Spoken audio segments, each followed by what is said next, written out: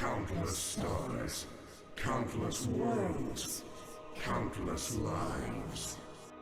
All the teeming chaos of creation brought to order, to neutrality, to nothing. My captors built a whole reality to contain me. My captors burned their souls away to fuel their engines. You struggle as so many have done before. You will be consumed like all those before you. I saw your mind as you ran through my prison. You have fought machines and gods. They were mighty. They were finite. I am infinite. I am nothing. I am the all-consuming void. I am inevitable. I cannot be denied. No matter what form I take, the end comes for you all.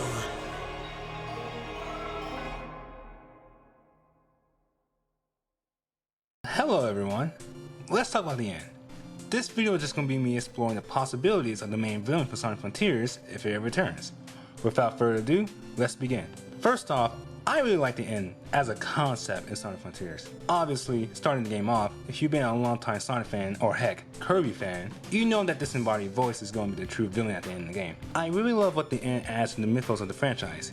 He's essentially Sonic's Unicron, this force of nature that is the embodiment of death that goes around destroying who knows what just for the sake of it. More importantly, the end attacking the Ancients is the launching point of the series, since it reveals the Chaos Emeralds were from space and why the Ancients went to Earth in the first place. Even though its name is The End, ironically, it is at the beginning of everything that happens in the series. Looking at this franchise's long history of world building ranging from the Echidnas, the Ark, Gaia Temples, he's the Genesis, if any sense. The Sega Genesis. Going back to the plot of Frontiers, I really like that he's connected to that story's theme about life and death. The Ancients couldn't rest because they had to trap this entity in their resting place, and it really helps that the Starfire Islands is a graveyard for a dead civilization. Not to mention that we spent our time putting the Cocos at ease before they can pass. Now, when it comes to the design of the end, it's just a purple moon. And I kinda like that, honestly. I'll talk more about designs later in the video, but I actually like that it's apparently just a moon. Some may say that's too basic for design, but if you ask me, the end being the moon fits the theme around death in Frontiers, since the moon usually represents it in folklore. Also, making a moon the threat in your story is pretty cool, and remember, one of the most iconic imagery in video game history is the moon from Majora's Mask. I like my Monsters of the Week or whatever hellspawn we get in the series, but I appreciate the less is more approach with the end. While the final boss fight with it is underwhelming, I give my praise to the end's monologue. It's eerie how it talks about the lives it took during its time and how there was slight arrogance, but also captivating of how it subtly praises Sonic's feats and undefeatable spirit before it gets annoying near the very end. I just like the end, although I feel like Frontiers held it back from being a really great villain. Besides the initial boss fight being just a shoot 'em up, the presentation of Frontier's story did not do the end's justice. The story and the writing in this game is good, but it falls short in terms of presenting the story and some ideas strongly. This is due to the game being rushed and some ideas were left on the cutting floor. Obviously, there were plans for the initial fight with the end to be much more ambitious with having all the Titans involved, but I think it's worse with Final Horizons ending. What makes the end really engaging to me was the original base game's final boss fight with his monologue. Cutting that out in the Final Horizons boss fight with Supreme takes away what made the end interesting to me. It's a better and epic boss fight that involves all the Sonic friends and enemies to work together, but I believe the original ending of having just Sonic and Sage working together against the end by themselves has stronger thematic and emotional elements. It's also worth noting that the end didn't have much time to be the villain in Sonic Frontiers as it was saved for the last island or hours of the game. So it's carried by his monologue, which gave it depth in one of the endings for the game. With that being said, why do I want the end to return? Well, it's a force of nature that destroys planets and possibly has been doing that for eons before targeting the Ancients. That's really cool and honestly makes it arguably the most powerful Sonic villain to date. Also, the end is the catalyst of the series. With that much credit, it deserves a worthy return.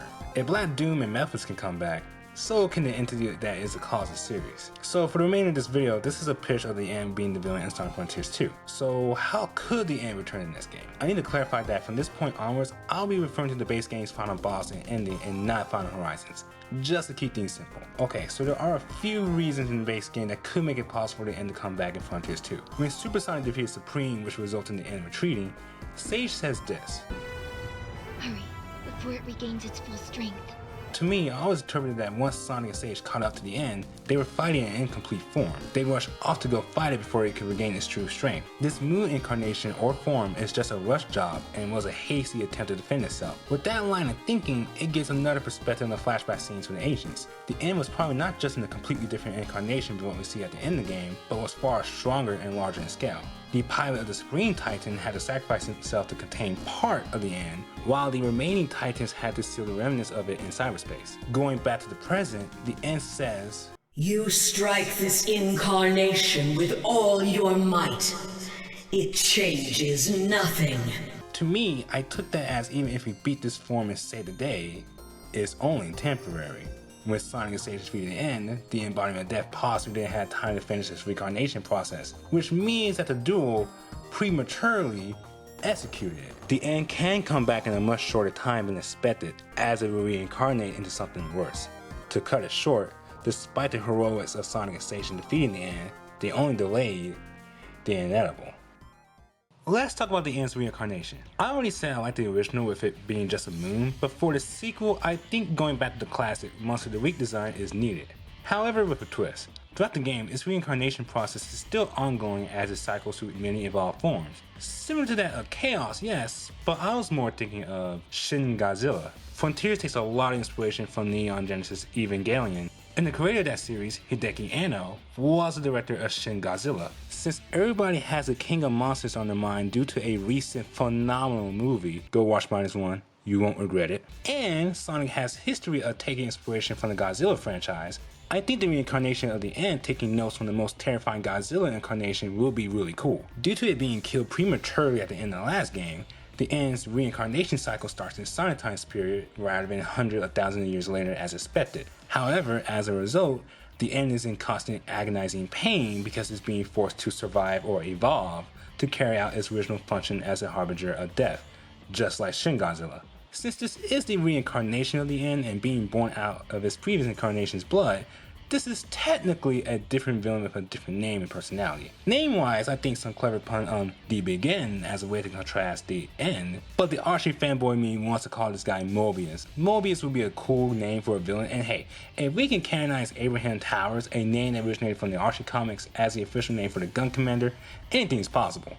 Personality-wise, it should have the original sense of authority being the embodiment of death, but since it's in pain, it's much more humble and passionate about its function, since it sees destroying planet civilizations as a mercy kill, so others won't have to imagine or possibly endure the suffering it's going through. Granted, it's also doing that because it's lashing out in pain and doesn't know what to do. I mean, it would be really cool to see the end's reincarnation targeting a section of a solar system that Team Sonic were occupying, with them barely escaping the end's destruction of it. One cool idea before I move on to the next subject. After being reincarnated, the end has no recollection of its previous life and doesn't know why its function is to be this harbinger of death or how it came to be. However, for some unspoken reason, it subconsciously fears a being of golden light that illuminates within the abyss. Essentially, the reincarnation of the end has generation trauma based around Supersonic. The end's reincarnation cycle is painful, but it is forced to accept the torture because it wants to kill this being of golden light, Supersonic, for the sake of its survival. It makes this incarnation much more sympathetic, but it still needs to be defeated for not just for the universe's sake, but its own sake as well. Okay, so with that being said, how can the end's return be handled in Sonic Frontiers 2? First off, let's talk about the potential setting of Frontiers 2. If you have seen my video of what I want in Frontiers follow-up, you know that I believe that it could take place in space! I went more in depth in why in that video, so go check it out. The next game taking place in outer space is more natural for the end's reincarnation to be the central villain as our heroes give chase across the cosmos. Reincarnated the end's first form is a planet-sized version of the end's moon form with an eye. Just one and start simple and familiar before the middle forms or phases get much crazier and more horrific. I would like the final form to be a small anthropomorphic animal like this artwork by Cyber on Twitter. Shout out to him for letting me use his artwork. Although it does grow a star-sized projection of itself for the true final boss. Enough about the end itself, this allows me to talk about the central theme of this hypothetical plot, the fear of uncertainty. This theme to me is a great way to dive more into the end's monologue, where it talks about how it is inevitable and how we can't escape it. This is how I think the world building in this game could be really great through NPCs as we get to explore different planets with different opinions. Being afraid of not knowing what could happen next is something that would really enhance the end's reincarnation as a legitimate and dreadful threat. Think about it. The end has to be a very well-known and accomplished threat across the universe many eons ago in order for the ancients to know about it and leave their planet for survival. However, due to the end being trapped in cyberspace for so long, many planet civilizations that used to fear him have grown very complacent and believe that the end was just a myth. So when given warning by Sonic and company, NPCs and especially world leaders of these planets will have different opinions. For example, one civilization could take the end's return much more seriously and go to utter chaos to try and figure out what to do. On the other hand, you have a civilization that's in complete denial because they don't want to accept that the end has been reincarnated. You can take a lot from Majora's Mask and how the characters of Termina react to the moon falling down upon them, because there are so many angles with the NPCs and characters of these planets that you can tackle. The fear of the unknown doesn't have to apply to just the end, it can also apply to the Ancient's God. If you don't remember, Sage says this in Final Horizons. There are no definite records in the cyberspace archives, but it appears the ancients worshipped it as the symbol of a god. Faith is an excellent way to shape a group's sense of kinship. However, the markings in the sky are a clear and observable phenomenon and cannot be the manifestation of a miracle. Perhaps the god of the ancients depicted by the wall markings still exists out there today.